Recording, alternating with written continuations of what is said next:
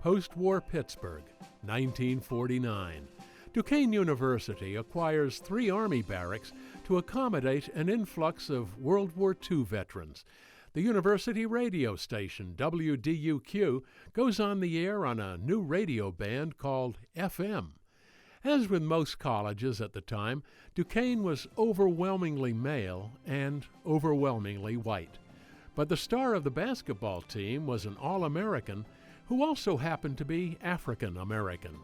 Chuck Cooper led the Dukes to greatness in the late 40s, but the achievement for which he is best known came after graduation.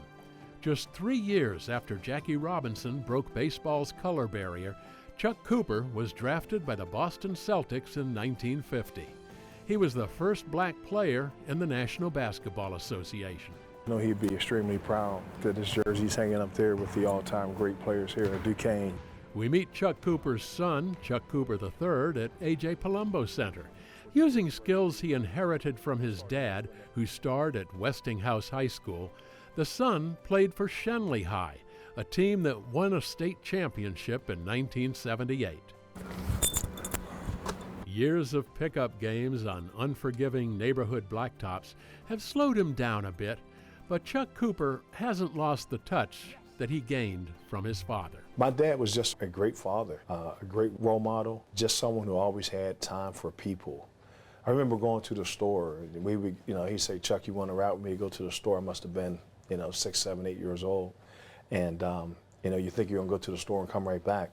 But people would approach him, and he would seem like me, like being a young kid, he would just spend hours, talking to people, and was always real supportive. He's loyal to his father's alma mater, and for good reason. I think it really stemmed from back in the late 40s when the University of Tennessee came to play Duquesne, and they refused to play if my father participated. And Duquesne sent them back to Tennessee without a basketball game. A replica of Chuck Cooper's Celtics jersey is on display in the athletic department.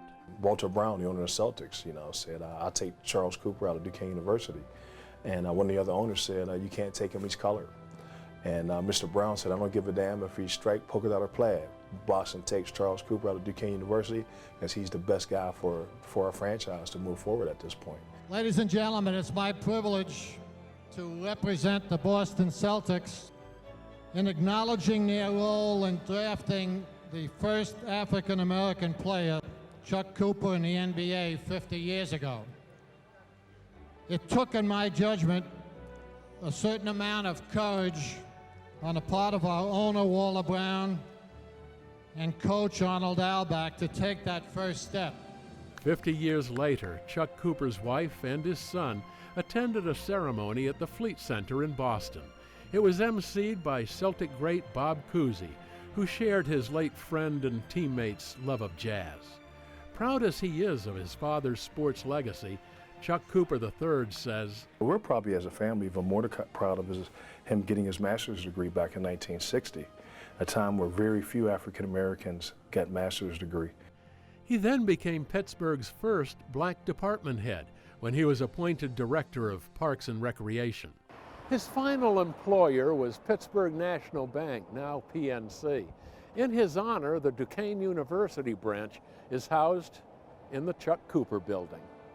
Now his son is giving back to the school and community that means so much.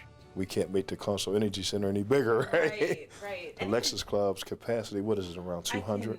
The founder of the nonprofit Chuck Cooper Foundation goes over plans for the annual awards luncheon with Assistant Ariel Martinez. His office in the Union Project building in East Liberty is filled with mementos of his father's career. Working on his own time, he established a scholarship program for graduate students at Duquesne to keep his father's legacy alive. We're giving graduate level scholarships. And we also, through the Heinz Endowments, were able to establish a leadership development program. So not only do we invest in our students, but we also want to make sure they have an opportunity to develop their full leadership potential. For our graduate scholarships, they have to have a 3.0. They have to be an African American. And they have to demonstrate community service. They have to have a passion for helping people, sort of in the light of my father. The Chuck Cooper Foundation scholarship winner, Talia Kirkland. Talia Kirkland won a Cooper Foundation scholarship in 2014. It proved to be an economic cushion for the Penn Hill student, going for a master's degree in journalism and media at Duquesne. Every year and every semester, you're not thinking, oh my gosh, how is this next semester going to go? And you're not thinking about money. You're thinking about what's really important, and that's education. So the Chuck Cooper Foundation gives you just like that peace of mind that you need when teachers hit you with 3-term papers and all of that at once. Yeah. Joseph Crosby is a corporate communications major at Duquesne. He received a stipend which helped him pay for textbooks. He says the Chuck Cooper Foundation encourages students like him to succeed. As we continue to put forth those values that our parents and those before us put, we're just continuing to progress and constantly get better and promote those values that we were raised on.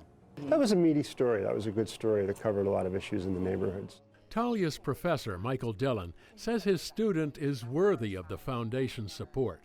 Incredibly hard worker, grinder, typical high-energy Duquesne kid who comes here not expecting to be handed anything, works very hard, gets her work done, is engaged with what she's doing. I'll take all the students like that I can get. But a scholarship from the Chuck Cooper Foundation is not a free ride. They get a scholarship, but with that scholarship comes a commitment.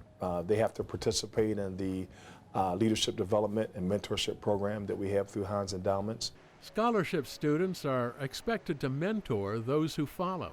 It's a chance to educate them. So it's not just like oh, here's this great award. It's a chance to tell them, like, look, this is Duquesne's legacy, this is Pittsburgh's legacy, and it can be your legacy too. It's also the legacy of a basketball professional and a man. Chuck Cooper would not be denied. It's embarrassing. There it is. The younger Chuck Cooper was 21 years old when his father died at the age of 57. So even though I had him for a short period of time, I was still blessed to have him as a father, and I tried to give back what I got from him to some other young people in our community. Like father, like son. With the Chuck Cooper Foundation, the family is still playing it forward. I'm Dave Crawley.